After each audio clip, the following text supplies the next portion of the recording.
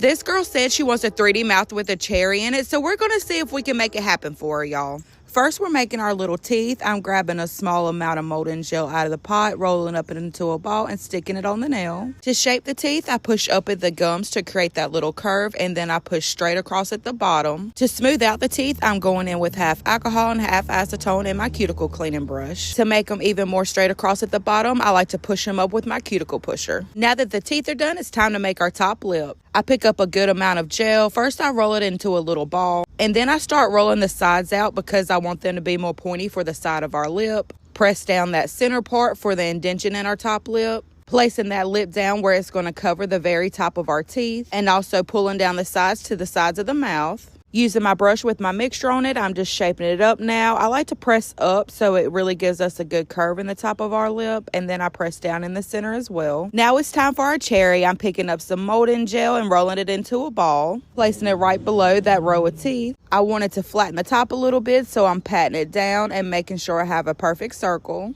Using a dotting tool to create an indentation where we're going to have our stem coming out. All right, now we're creating our bottom lip. I'm doing the same way as I did on the top part, and I'm having it come up under that cherry, and I'm pushing up to the sides, cutting off all the extra because I made it a little too long. And here we're just shaping that lip up some and patting it out. All right, y'all, now it's time for painting. I'm taking a bright red and I'm going in and I'm painting that top lip all over, getting the background of that mouth as well and the whole entire bottom lip.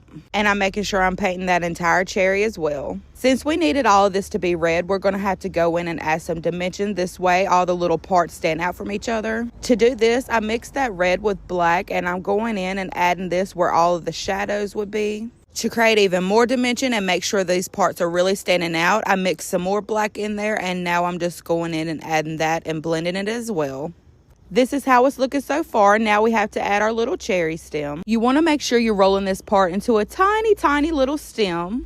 Place it on the inside of that cherry where we made that indentation. Pull it down towards the end of the nail, and I'm taking my cuticle pusher and I'm creating that little part that's on the end of the cherry stem, painting it dark green all over, and I went back in with some brighter green to add some dimension. Alright guys, the last step is to go in and add some highlights. I feel like this really helps this mouth just pop out. Let me know if you would do or wear this cherry mouth and how you think I done on this set. Bye babies!